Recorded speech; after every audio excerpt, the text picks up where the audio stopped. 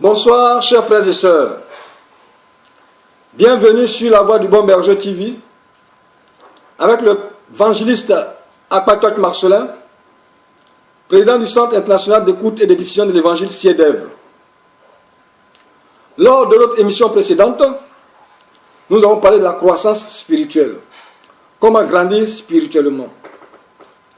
Nous avons pris le livre de Jean, chapitre 14, verset 23 à 24 qui nous dit: si quelqu'un m'aime, il garde ma parole.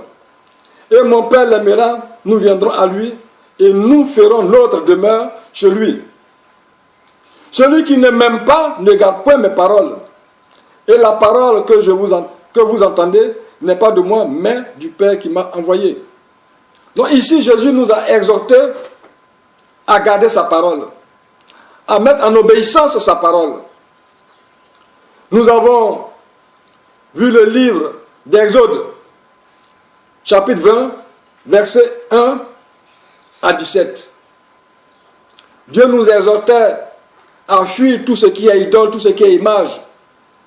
Dieu nous exhortait à l'aimer lui et lui seul, à respecter son sabbat, à honorer nos parents, à être intègres dans notre vie. Et nous avons aussi vu le livre de Matthieu, chapitre 28, verset 1. Pour soutenir la date le jour du sabbat. Quel jour qui est le sabbat du Seigneur? Aujourd'hui, nous allons voir dans le livre de Matthieu, chapitre 5, verset 17, qui nous dit: ne croyez pas que je sois venu pour abolir la loi ou les prophètes. Je suis venu non pour abolir, mais pour accomplir. Non, ne croyez pas que tout ce que nous vous enseignons a été aboli par notre Seigneur Jésus-Christ. Celui qui aime le Christ doit mettre ses paroles en pratique. Nous allons voir aujourd'hui que celui qui adore les idoles, celui qui n'honore pas son père et sa mère, qu'est-ce que le Seigneur dit de cette personne-là? Pour cela, nous allons prendre le livre de Deutéronome, chapitre 27, verset 15 à 16, qui nous dit ceci: maudit soit l'homme qui fait une image taillée ou une image en fonte, abomination de l'Éternel, l'œuvre des mains d'un artisan, et qui la place dans un lieu secret. Et tout le peuple dira Amen. Tout ce qui est fait de main d'homme, tout ce qui est œuvre d'un artisan, une image, une statue, une photo, est en abomination au Seigneur. Ce n'est pas le Seigneur. Quiconque se prosterne devant ces choses a pour salaire la malédiction. La Bible dit que cette personne est maudite. C'est pourquoi si tu as ces choses dans ta chambre, dans ta vie, dans ta maison, prends-les, jette-les, repens-toi, reviens à Christ. Il te rachètera, il te lavera et tu seras son fils, sa fille. Verset 16. Maudit soit celui qui méprise son père et sa mère. Et tout le peuple dira Amen. Donc toi qui n'obéis pas à la voix de ton père et de ta mère, la Bible dit que tu es maudit. C'est une malédiction pour toi. Et si tu es maudit, ce qui veut dire que tu es séparé de Dieu. Dieu ne peut pas te protéger en quoi que ce soit. Il n'est plus ton Dieu, tu n'es plus son fils. Obéis à tes parents. Sois soumis à tes parents. Ne méprise pas tes parents. Nous allons maintenant revenir pour la suite des enseignements que nous avons commencés. Pour cela, nous allons prendre le livre de Lévitique, chapitre 20, versets 1 à 12. Lévitique, chapitre 20, versets 1 à 12, à 22, verset 1 à 22 qui nous dit ceci. L'Éternel parla à Moïse et dit: tu diras aux enfants d'Israël, si un homme des enfants d'Israël ou des étrangers qui séjournent en Israël livre à Moloch l'un de ses enfants, il sera puni de mort et le peuple du pays le lapidera.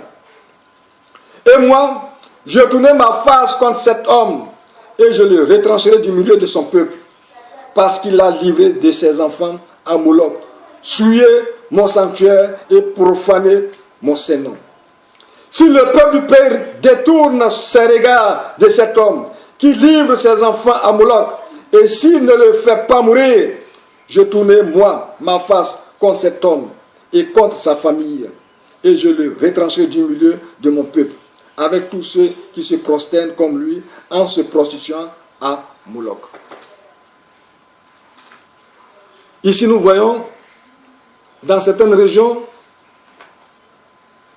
des personnes qui confient leur vie, souvent mais c'est tout le village, leurs enfants à une rivière, à une forêt sacrée, à des statues représentant des divinités. La Bible dit quiconque fait ces choses, son salaire c'est la mort. Même si la loi de ton pays ne permet pas d'exécuter les lois de Dieu, Dieu lui se charge d'exécuter ses lois dans ta vie. C'est pourquoi si dans ta vie, dans ton foyer, dans ta maison, dans ta famille, vous avez l'habitude de confier vos enfants à des rivières, à des fleuves, à des forêts sacrées, à des montagnes, à des divinités, le Seigneur t'interpelle de sortir de ces choses et que tes enfants et toi lui soient consacrés. Verset 6.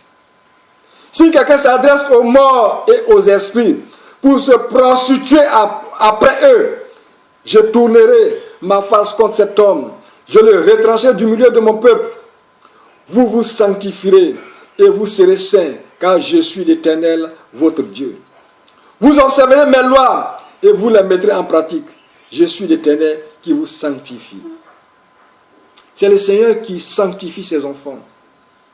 Aujourd'hui, nous voyons certaines personnes qui invoquent les morts, disant que c'est des saints. Celui qui est mort, il est mort. Dieu dit, celui qui est mort, tu ne dois pas l'invoquer. Tu ne dois pas invoquer tes aïeuls. Tu ne dois pas invoquer tes parents qui sont décédés. Tu ne dois pas invoquer des personnes qui sont décédées, qui se disent des saints. Ce ne sont pas des saints, c'est des morts. Dieu dit, ces personnes-là, qui s'adonnent à ces pratiques, sont des personnes qui sont sous son jugement. Et son jugement, c'est la mort. Il est retranché du milieu de son peuple. Ce qui veut dire que tu ne peux pas aller au paradis. Tu ne fais pas partie de ses enfants. Reviens au Seigneur. Invoque le Seigneur, lui et lui seul, au nom de Jésus. Les morts ne peuvent pas te sauver. Les esprits ne peuvent pas te sauver. C'est Jésus qui a versé son sang pour toi, qui t'a sauvé de la mort, de la perdition, qui t'a sanctifié pour que tu sois appelé fils, fille de Dieu. Alors tu dois adorer Dieu et lui seul, comme nous avons vu dans notre émission précédente. Si un homme quelconque maudit son père ou sa mère, il sera puni de mort. Il a maudit son père ou sa mère. Son sang retombera sur lui. Si tu maudis ton père, tu passes ton temps à injurier ton père, à insulter ton père, à le calomnier, à parler mal de lui, Dieu te maudit. Dieu dit que tu es séparé de lui. Tu es sous une malédiction. Tu vas beau l'invoquer, il ne va pas t'exaucer. Si tu es en parlant avec tes parents, si tu es en conflit avec tes parents, va soumettre-toi à tes parents. Demande-leur pardon, réconcilie-toi avec tes parents pour que tu sois agréable à Dieu. Si un homme commet un adultère avec une femme mariée, s'il commet un adultère avec la femme de son prochain, l'homme et la femme adultère seront punis de mort. Nous voyons ici le problème de l'adultère. Il y en a qui disent, mais la femme qui a commis l'adultère, quand on l'a envoyée devant le Seigneur Jésus, Jésus n'a pas condamné cette femme. Il a plutôt demandé à celui qui n'a pas péché qui jette la première pierre. Restons dans le contexte de la loi de Dieu. Dieu dit c'est la femme et l'homme qui doivent être lapidés, qui doivent être tués. On n'a pas dit l'homme seulement. On n'a pas dit la femme seulement, on dit les deux. Alors qu'ici, ils sont venus avec la femme sans l'homme. Où est l'homme? Donc ils étaient dans une injustice, ils étaient dans un péché. C'est pourquoi personne n'a pu jeter la première pierre. Parce que tous étaient en erreur. Pour condamner la femme, il fallait aussi condamner l'homme. Ici, Dieu t'interpelle à sortir de l'adultère. Toi, femme qui cherche le mari de tes amis, sors de l'adultère. Toi, homme qui cherche la femme de tes amis, sors de l'adultère. Car la Bible dit, Dieu te dit que ton salaire, si tu ne sors pas de là, c'est la mort. Non seulement physique, mais aussi spirituelle. Si un homme couche avec la femme de son père et découvre ainsi la nudité de son père, cet homme et cette femme seront punis de mort. Leurs sangs retomberont sur eux. Nous voyons dans certaines régions où même quand le père est en vie, le père demande que son fils aîné ou le fils qui a droit à l'héritage puisse coucher avec sa femme. Et souvent quand l'homme décède, on demande à son fils de prendre pour épouse sa femme. C'est des abominations devant le Seigneur. Si dans ta région, vous avez de telles pratiques, sors de cette pratique-là, car ce n'est pas conforme à la loi de Dieu. Dieu dit que si tu es dans ces pratiques-là, ton salaire, c'est la mort. Non seulement tu vas connaître la mort physique, mais tu vas connaître la mort spirituelle. C'est pourquoi abandonne ces pratiques-là.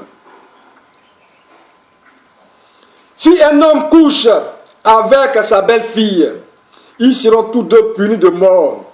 Ils ont fait une confusion. Leur sang retombera sur eux. Tu n'as pas le droit de coucher avec ta belle-fille. Ta belle-fille n'est pas ta femme. Ton beau-père n'est pas ton mari. Vous êtes sur la voie de la perdition. Et le salaire de cette perdition-là, c'est la mort. Verset 16.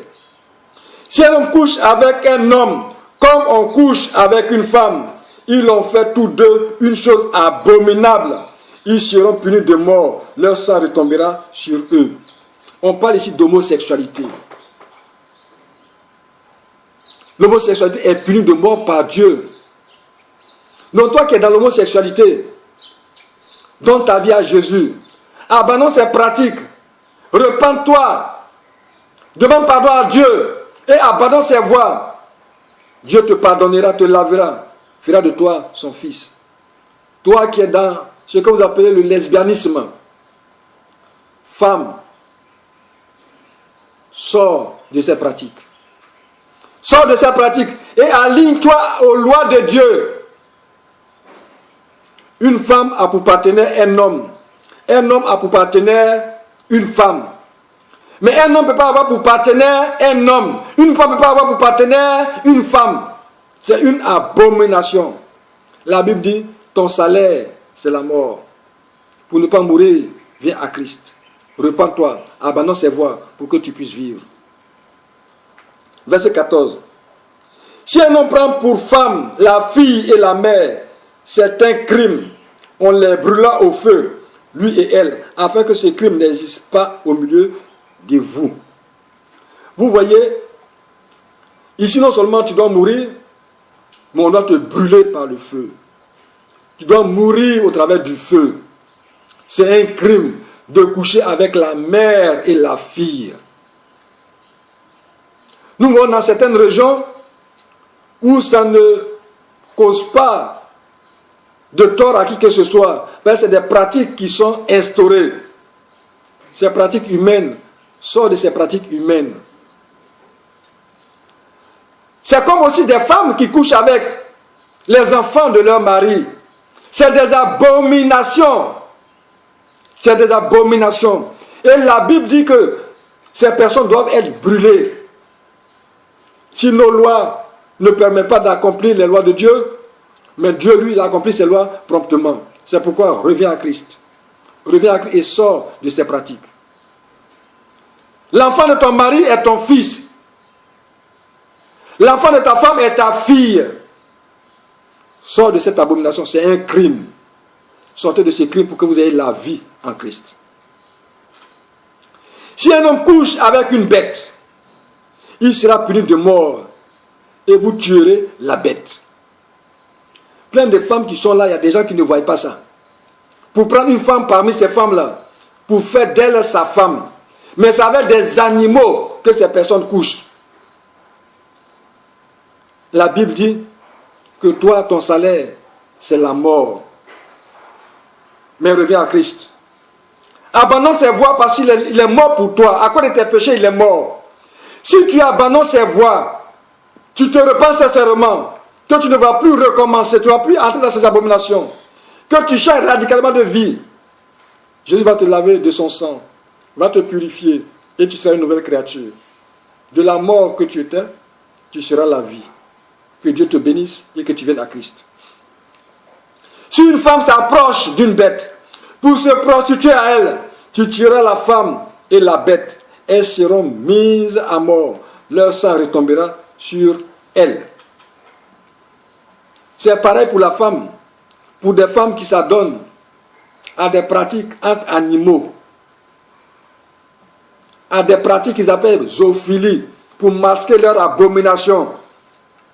La Bible dit que même si la loi de ton pays ne permet pas de t'exécuter, de te tuer, lui, il va te tuer. Parce que sa sentence, c'est la mort. Non seulement tu vas contre la mort physique, mais aussi tu vas contre la mort spirituelle, l'enfer. Si un homme prend sa sœur, fille de son père ou fille de sa mère, s'il voit sa nudité et qu'elle voit la sienne, c'est une infamie. Ils seront retranchés sous les yeux des enfants de leur peuple. Il a découvert la nudité de sa sœur. Il portera la peine de son péché. Un homme ne doit pas voir la nudité de sa sœur, coucher avec sa sœur. Une fille ne doit pas voir la nudité de son frère, coucher avec son frère. C'est une abomination devant le Seigneur. Et Dieu dit que ces personnes vont porter le fardeau de leurs péchés. Il n'y a pas de pardon pour ces personnes. À moins que tu te repentes sincèrement, que tu abandonnes ses voies, que tu viennes à Christ, afin que Christ fasse de toi une nouvelle créature. Si un homme couche avec une femme qui est à son indisposition et découvre sa nudité, s'il découvre son flux et qu'elle découvre le flux de son sang, ils seront tous deux retranchés du milieu de leur peuple. Celui qui couche avec une femme qui est dans son indisposition sera retranché du peuple d'Israël. Sera mis à l'écart du peuple d'Israël. Sera mis à l'écart du peuple de Dieu. Tu ne découvriras point la nudité de la sœur de ta mère, ni de la sœur de ton père, car c'est découvrir sa propre parente. Ils porteront la peine de leur péché. Tu ne dois pas voir la nudité de ta tante, de ton oncle, comme tu ne peux pas voir la nudité de ton père, de ta mère. C'est des abominations. Nous voyons dans certaines régions du monde, des parents et leurs enfants se mettent nus, même dans les maisons, même dans les plages. La nudité est exposée et ça ne fait du tort à personne. Nous voyons des parents qui vont à la plage avec leurs enfants. Maman est en slip, papa est en slip, ça ne dérange personne. Ils exposent leur nudité. Et même ça aussi, nous voyons dans les églises. Et les dimanches, nous sommes tous à l'église en train de chanter Alléluia, Alléluia, Alléluia. Arrêtons ces comédies spirituelles. Et revenons tous à Christ. Demandons pardon pour que le Christ puisse nous les pardonner. Si un homme couche avec sa tante, il a découvert la nudité de son oncle, ils porteront la peine de leur péché, ils mourront sans enfant. Souvent dans les églises, il y a des femmes qui viennent, elles sont stériles. Je veux un enfant. On passe le temps à chercher des démons de stérilité. Mais on ne demande pas à ces personnes-là, quelle est ta vie? Est-ce que tu n'as pas couché avec un proche parent? Avec ton oncle? Avec ta tante? Non. On va passer le temps à chercher des démons. Mais ici, le fait de coucher avec sa tante, avec un parent qui est proche, une parente qui est proche, cela aussi est cause de stérilité. La Bible dit que ces personnes seront sans enfants. Nous voyons dans certains peuples, des gens qui prennent leurs cousines, leurs sœurs, ils font des enfants. Souvent, nous voyons des enfants difformes. Des enfants qui font pitié, qui viennent au monde pour la faute, pour des bêtises de leurs parents. Quittons toute cette malédiction pour que le Seigneur nous donne la vie et la bénédiction qui est en lui. La Bible nous dit, vous observez toutes ces lois et toutes ces ordonnances et vous les mettrez en pratique. Afin que le pays où je vous mène, pour vous y établir, ne vous vomisse point. Pour que nous puissions être en harmonie avec Dieu, pour que nous puissions être bénis dans notre nation, nous devons mettre en pratique les lois de Dieu. Mon frère, ma soeur, il n'y a pas un autre miracle pour que tu sois béni. Il n'y a pas un autre exercice pour que tu puisses connaître une croissance spirituelle. Pour que tu aies la croissance spirituelle, c'est d'écouter tous ces enseignements qu'on vous donne. Voir les enseignements qui te concernent. Prends la décision de les abandonner, de sortir de ces pratiques qui n'honorent pas le Seigneur, afin que le Seigneur puisse te pardonner, te réconcilier avec lui. La Bible nous dit qu'il n'y a pas autre sang qui nous réconcilie avec Dieu. Car la Bible nous dit que le sang de Jésus est le sang de la dernière alliance pour nous réconcilier avec Dieu.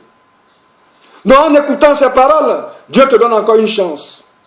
Une chance pour que tu sois au nombre de ses élus. C'est pourquoi, donne ta vie à Christ. Que ces enseignements ne t'irritent point, mais qu'au contraire, cela puisse te faire du bien. Cela peut t'amener à réfléchir, à te repentir, à pleurer sur ton sort. Et à demander pardon à Dieu. Et demander à Dieu de te laver dans son sang précieux au travers du sang de Jésus-Christ de Nazareth. Car Jésus a payé son sang pour toi. Il a coulé son sang à la croix pour toi. De cette même manière, il est mort. Tu es mort avec lui. Il est ressuscité, tu es ressuscité avec lui.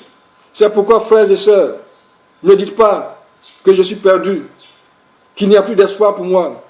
Jésus est ton espoir. Qu'il n'y a plus d'espérance pour moi. Jésus est ton espérance. Viens et donne ta vie à Jésus. Viens et suis les autres enseignements qui sont dispensés sur la voie du bon berger TV. En ce qui concerne la croissance spirituelle. Frères et sœurs, il n'y a pas d'exercice particulier à faire. Il n'y a pas d'exercice particulier à faire pour avoir la croissance spirituelle. L'exercice qu'il y a à faire, c'est de donner sa vie à Christ. C'est d'obéir à Christ. C'est de venir à Christ. Afin que le Christ, dans sa miséricorde, nous donne la vie qui est en lui. Soyez bénis et je vous donne rendez-vous dans notre prochaine émission pour ce qui concerne toujours la croissance spirituelle. Venez et ensemble, nous allons écouter ce que nous dit la Bible au nom de Jésus. Amen.